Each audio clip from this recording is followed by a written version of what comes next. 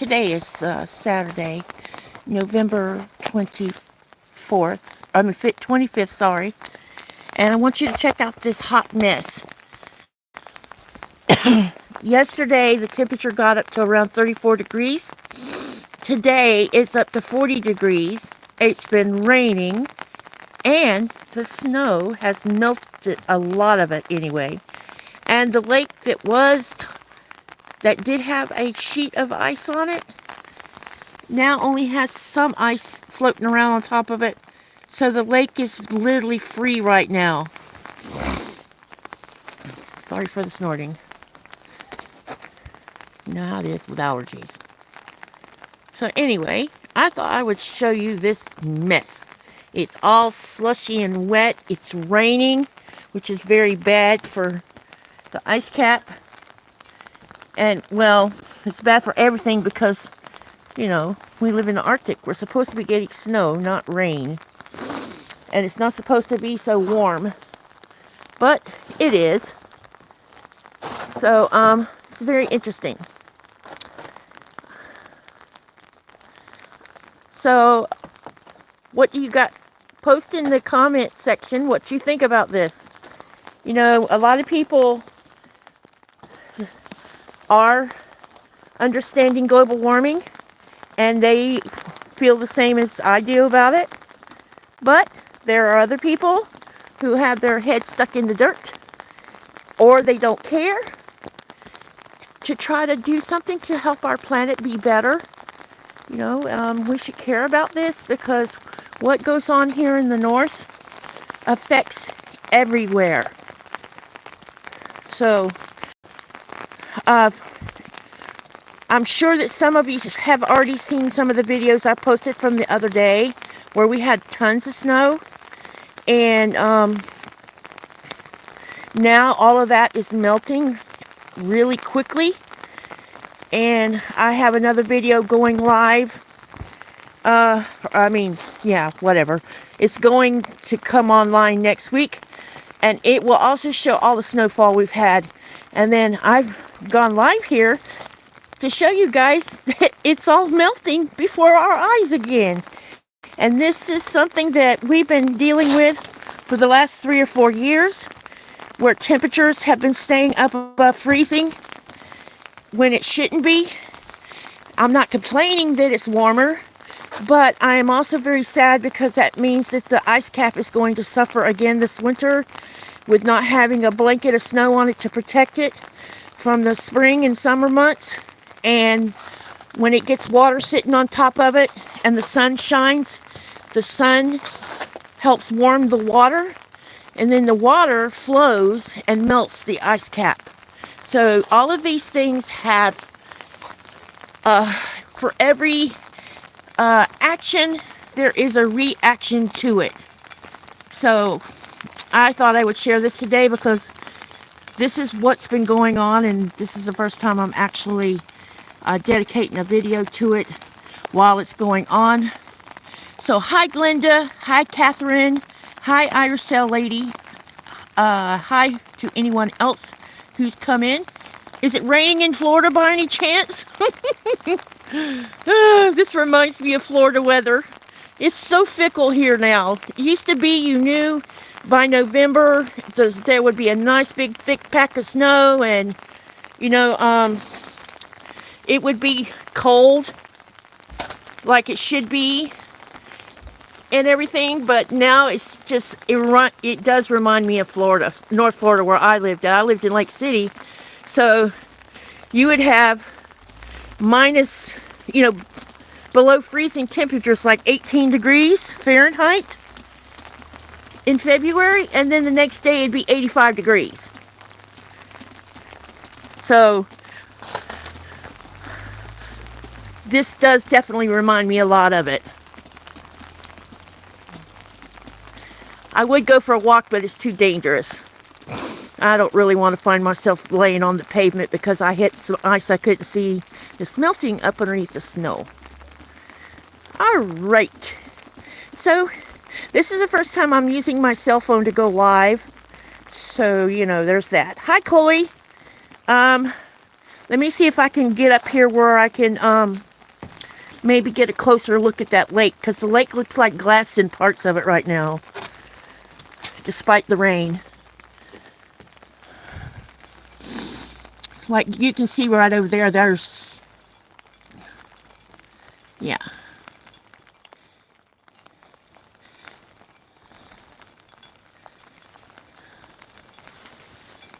Good morning, Joanne. How's the temperatures in Alabama? I don't know if all you guys know about this or not, but I don't know which day it's supposed to happen.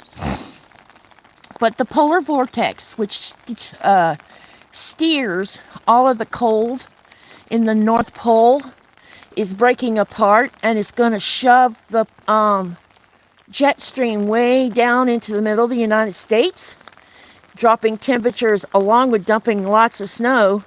And while that's going on, we're going to be warm. Good morning, Kathy. But, you know I keep showing you the same thing, but like I said, it's too dangerous for me to get off the deck and go walking around. I can't see, with the snow melting, there's ice and water up underneath the snow now. So it's very easy to fall down and, I'd rather not. It's 40 degrees, Glenda. Oh, it's cold? Wow. 48? I'm 40 degrees, Joanne. So I'm almost as warm as you. But as you can see that you see Mother Earth peeking out between the snow. So that tells you how warm it is right now. Last week, the whole lake had a thin sheet of ice on it. And the backside of the lake is totally free, because that happened, I don't know, 4 days ago. And if you look really close, I don't know if you can tell or not. Let me see if I can zoom in on one spot. No, it can't. Yeah, I don't know if you see that ridge or not, but that's ice that hasn't melted, that's sitting on top of the water.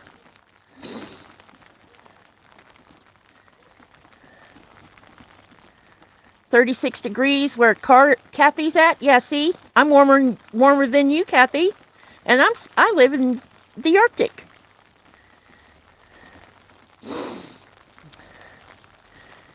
But if I can share just a little bit of what's happening here with everybody, maybe most people will realize that, hey, wait, we need to start thinking about what's going on with our planet. At least I hope so. And if it goes on deaf ears, it just does. But I'm hoping not. But I think that the ones who is going to pay for all of the what's going to happen in the future will be our kids and our grandkids and their kids, because this is just crazy.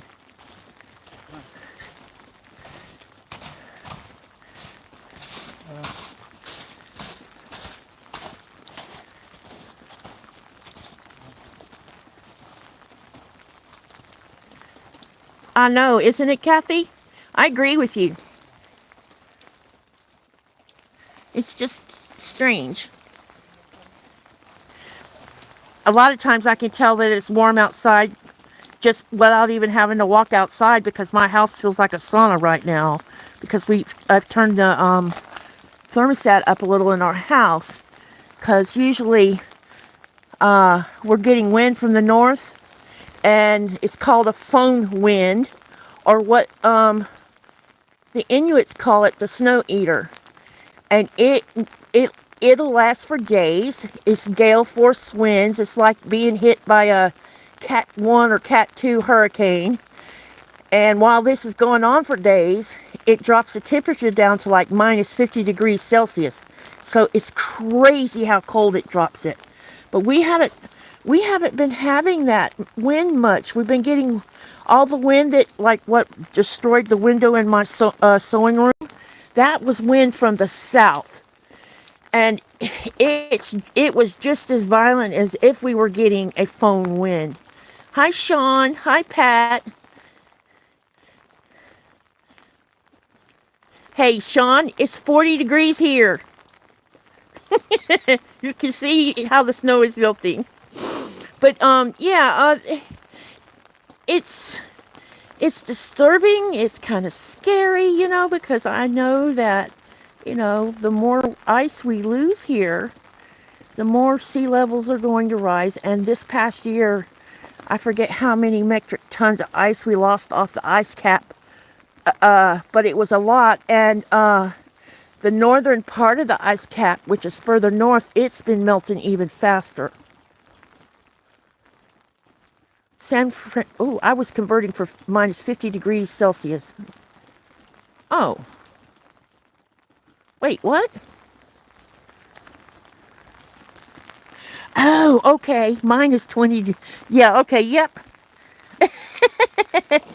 That's right. Thanks, Sean, for converting for them. But yeah, and when it happens, it makes the north side of... See, I'm out here on the north side of our house. So that's the side that we can see most of the lake and the mountains. And when the foehn wind from the north comes, it hits this wall and all of this down here. And you can actually feel a temperature change with inside the house on the north end because it's so cold when it does that. And that's what makes it so cold in the Arctic, is you get a lot of that northern wind. And what causes a foehn wind, or this is my understanding of it, is you have the ice cap, then you have the atmosphere, then you have the air in between. And sometimes when you get extreme cold air in the atmosphere drop down, and you have cold air just sitting barely above the ice cap, and you have the mountains contributing as well, you have this warm air trapped in between both. And it turns into this storm, windstorm, that can go on for days and days, and it drops the temperature really fast when it happens. And it can, you know, this will happen and make it very cold. I will try to find, I have some pictures from 2012 March, of when we had a foehn wind for 6 days. This was my first experience with it, and it lasted 6 days. And they call it a snow eater for a reason, because not only does it dissipate snow, but it literally will move a mountain of snow from one spot to the other. And what had happened is the snowplow had been, and I'll show you what I'm talking about, had been piling snow up in front of our house, right around this area here. And the snow would be almost to the power lines because they keep piling up, piling up, piling it up. And when the wind came, and because of the way our house is sitting, we sit in this little valley, and then we have these houses all around us. I'm going to show you what I mean. And they're all around us this way. And it's the same kind of thing going on the other side of the house. And when the wind comes from this direction, it whips in between the houses, up through any free space there is, and it'll twist around behind and up around the road. And when there's a mountain, it moved all of the snow that was there to the roof line of our house. So I could only see like 3 inches. All these front windows, oh, and my house needs painting too. We've got to do that this summer. About 6 inches from the top, I could only see out of. And the snow was all the way up to that part of the window. And the front door, the snow had been blown into the porch, and it totally covered up the door, and the snow got packed into the entrance. So when I opened the door, all I saw was this big sheet of ice greeting me as I opened the door, and there was no way for me to get out of the house. Because the back door, this is the back door, it had snow all the way up to the top there. This whole window, it was covered. And so there was no way for me to get out of the house, because the back side of the house is very elevated. It's probably about, I don't know, 15 feet maybe from the wind. But if you were to jump out of the window, it'd be like 15-foot drop. But you have snow, so you would just totally sink in the snow, and you wouldn't be able to go anywhere because you would be stuck. So, what happened was the neighbor that lives next to us on the other side of the house called one of Nikolai's family members, and on the seventh day, it had finally, on the seventh day, it stopped rain. The wind stopped, and I heard somebody tapping on the bedroom window, and I'm like, what in the world? And I went in there, and there's these eyeballs looking at me. and he says, "Are you all right in there?" And I said, "Yes." He says, "Do you have food?" "Yes." Then he says, "Do you want to get out of there?" "Yes, I do." My poor dog. Oh, she had been holding it for 2 or 3 days and couldn't go out. And so I was trying to coax her into doing her business on a paper in the bathroom, and she kept looking at me like, "Mom, I'm not supposed to do this in here." But she eventually had to give in. She couldn't hold it no 6 days. She would have been one sick puppy had that happen. But these things, used to happen all the time where, you'd have tons and tons of snow, and when Nikolai was home, he would dig it out. 2 days later, it'd be filled back up and, go back to it. But now it's not as much. But anyway, who did I not say hi to? Hi, Mary. Hi, Pat. Hi to whoever else came in. I'm just sharing you our big time meltwater going on right now. Let's see. Pat says I overslept as well. That's why I replied on Siri. If I do know that Fahrenheit and C meet at -40, yep.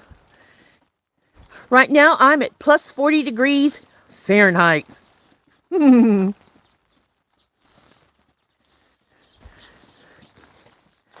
have a thing on my phone that tells me Fahrenheit and Celsius. That way, because I know a lot of people will ask about it, and I'm not good at doing the converting because, I don't know, we're not taught that at school. Or I moved around too much and missed out on that part. Because before I moved to Lake City, in 1976, I think, my parents were moving us every 2 years. So I missed out on a geography class. I missed out on a lot of math skills that I needed to have. And I had to go to college to get those math skills because I wouldn't have been able to graduate from high school without it. So they had a learning lab out at the college. And I took math classes until I got to the spot where I could take high school math and graduate from high school without being penalized. And of course, I redid math classes when I got into college itself. I started out at a lower level so I could work my way up to pre-calculus. Because, there's certain parts of math that I have struggled with. And mostly it has to do with prime numbers. I'm a visual learner. And when you're a visual learner, you can see numbers. But when it's big, huge prime numbers in an algebraic equation, you can forget it. Hi, Sherry. I just can't see the numbers in my head. Okay, well, I just wanted to share this little bit with you. And thank you for those who have come to look. I will be doing an interview with Donnell tonight. And that will go up sometime this week. I'm trying really hard to see what I can do about getting my sewing machine out of my sewing room and onto the dining table. Nikolai, one good thing here that's going on is Nikolai comes home on the 28th, as long as the weather behaves. They're going into port Sunday, I think he said, because there's another bad storm supposed to hit. And they don't want to be at sea when it happens because it's going to be a nasty one up north. And so they're going into port a little bit early. So hopefully y'all send good thoughts this way to the weather. God's, please be nice so he can come home when he should. Hi, Sherry. And, he'll be home. And then hopefully within, after he's had a couple days to decompress, maybe we can get in there and start getting glass cleaned up off of stuff. Because there's a lot of glass I can't visually see that he has good eyesight, and it's going to be nice to have him helping you know, get the tiny stuff off my fabric. I don't know how hard it's going to be to get all the glass off, and I'm trying not to panic or freak out about it, because, you know, there's nothing I can do about it except move forward and get it done so that I can get back to sewing with you guys, and I will make up for the loss of lives that I've not done and the sewing, and we'll get to doing lots of sewing together, and I'm pretty sure that Nikolai will come and help with that also, and probably build Legos, and maybe I can set up the camera system where, because he'll have his stuff, maybe I can set it up like a three-way where you see me sewing, but you can see him building if you would like that. I don't know how many of you would like that, but you can see what we do when we're in the sewing room together, and how we spend time together with me sewing and him building. We normally will listen to audiobooks. Right now we're doing, trying to think which book we're on. I don't remember which book we're on, come to think of it. But we're doing the Anita Blake Vampire series, and I think we're around book 22 or 23, I believe. And he's really enjoying it. See, I had read most of them all the way up till 2011 when I moved here, and but I've been re-listening with him, and I have to say I don't remember reading some part. There's a couple parts that makes me laugh because I'm like, I don't remember that happening. But you know, when you read, you retain quite a bit of the main storyline, but sometimes you forget about the little things. And so it's been nice actually hearing it instead of sitting down and reading it, because you get a chance to do two things at once. And there's something cathartic about listening to somebody else tell a story while you're sewing and building. Sometimes we do it while I'm cooking and he comes in and he helps. And you know, it's just really been our relationship is so good. And I never had this kind of togetherness where I got to spend time with the person I love, you know, without other things being involved in it. And, you know, I'm just so thankful. And I'm thankful for you guys, because you come on and you watch my wacky videos, and you support even when I mess up, and I'm still learning. And I just, you know, and I am so thankful. So I want everybody to have a great weekend, and I hope you're still eating lots of Thanksgiving food. And I will talk to you guys soon. Love you guys. Bye. Maybe use a lint roller to yeah, I've been thinking about that too. And love to watch building. Yep, I'll make sure that happens, Pat. He's going to have to fix his Millennium Falcon because the bad wind messed everything up. Thank you, Joanne. Okay, how do I stop this live with my phone? I don't even know, because this is the first time I've done this. All right, see you guys later. Bye.